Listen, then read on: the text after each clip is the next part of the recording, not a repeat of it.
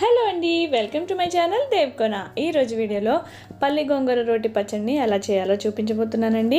ఈ పచ్చడి పల్లెటూర్లలో చాలా ఎక్కువగా చేస్తూ ఉంటారు. పచ్చి ఉల్లిపాయలతో కాంబినేషన్గా చాలా బాగుంటుంది. ఈ పచ్చడి అయితే మనకి నోటికి ఏమీ తినబుద్ధి కానప్పుడు ఈ విధంగా సింపుల్గా చేసేసి వేడివేడి అన్నంలో నెయ్యి వేసుకుని తింటే చాలా బాగుంటుంది. మరి లేట్ చేయకుండా వీడియోలోకి వెళ్ళిపోదామా? ఫస్ట్ స్టవ్ మీద ప్యాన్ పెట్టుకుందాము. ప్యాన్లో 4 టేబుల్ స్పూన్స్ దాకా ఆయిల్ వేసుకొని వేడవనివ్వండి. ఆయిల్ వేడయ్యాక ఒక హాఫ్ కప్ దాకా పల్లీలు వేసుకోండి.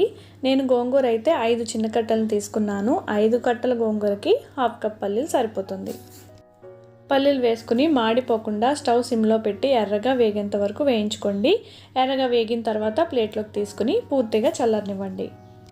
పల్లీలు తీసేసాక ఇందులోకి 10 నుంచి 15 వరకు పచ్చిమిర్చిని తీసుకున్నానండి. మీ దగ్గర కారం ఎక్కువ ఉన్న పచ్చిమిర్చి అయితే 10 వేసుకోండి, సరిపోతుంది. ఇవైతే అసలు కారం లేదన్నమాట, అందుకని ఇన్ని వేస్తున్నాను.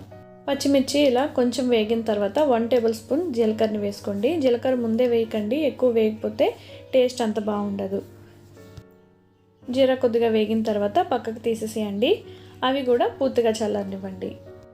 ఇప్పుడు అదే ప్యాన్లో ఇంకొక 4 టేబుల్ స్పూన్స్ ఆయిల్ వేసుకుని ఆయిల్ వేడయ్యాక 2 పెద్ద సైజు గల టమాటాలను తీసుకుని ఈ విధంగా పెద్ద ముక్కలుగా కట్ చేసి ఆయిల్ వేడయ్యాక వేసేసి టమాటా మీద తొక్క సెపరేట్ అయ్యేంత వరకు మూత పెట్టి ఫ్లేమ్ని మీడియం ఫ్లేమ్లోకి అడ్జస్ట్ చేసుకుంటూ మధ్య మధ్యలో కలుపుకుంటూ వేగనివ్వండి.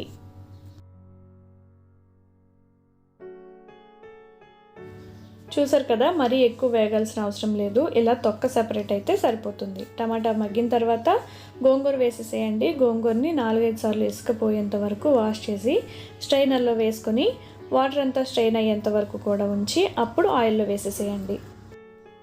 గోంగూర పూర్తిగా మెత్తబడేంత వరకు మూత పెట్టుకుంటూ మధ్య మధ్యలో కలుపుతూ ఈ విధంగా మెత్తగా అయ్యేంత వరకు మగ్గనివ్వాలి.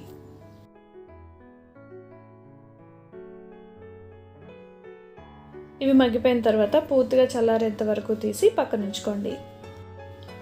ఇప్పుడు వీటన్నిటిని మిక్సీ చేసుకుందామండి. ముందుగా చల్లారి పెట్టుకున్న పల్లీలు పచ్చిమిర్చిని కూడా వేసేసుకొని తర్వాత ఇందులోకి 3 వెల్లుల్లి రెమ్మలు వేసుకోండి. అలాగే ఇందులోకి మీకు రుచికి తగ్గట్టుగా కళ్ళుప్పును వేసుకోండి. కళ్ళుప్పు ప్లేస్లో సాల్ట్ను కూడా వేసుకోవచ్చు. ఇప్పుడు వీటన్నిటిని ఒకసారి మిక్సీ పట్టుకోవాలి. మరీ మెత్తగా కాదు, ఇలా ఈ విధంగా ఉంటే సరిపోతుంది. ఇందులోకి పూర్తిగా చల్లారిన గోంగూర టమాటాని వేసి మెత్తగా మిక్సీ పట్టుకోవాలి. మీకు రోల్ అవైలబుల్గా ఉంటే రోట్లో వేసి రుబ్బండి, ఇంకా టేస్టీగా ఉంటుంది.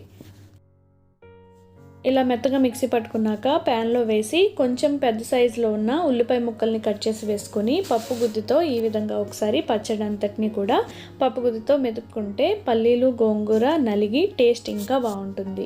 అంతేనండి, లాస్ట్లో ఇంకొంచెం ఉల్లిపాయలు వేసుకుని సర్వ్ చేసుకోండి. వేడి వేడి అన్నంలో నెయ్యి వేసుకుని తింటూ ఉంటే అదిరిపోతుందనమాట. ఎప్పుడూ ఒకేలాగా కాకుండా ఈ విధంగా కూడా చేసి చూడండి, డెఫినెట్గా మీకు నచ్చుతుంది. మరి మీరు కూడా తప్పకుండా ట్రై చేయండి. ట్రై చేశాక మీకు ఎలా కుదిరిందో నాకు కామెంట్ చేయండి. మరి ఇలాంటి టేస్టీ అండ్ సింపుల్ రెసిపీస్ కోసం మన దేవ్కోన ఛానల్ని సబ్స్క్రైబ్ చేసుకోండి. అలాగే ఈ వీడియోని మీ ఫ్రెండ్స్ అండ్ ఫ్యామిలీస్కి షేర్ చేయండి.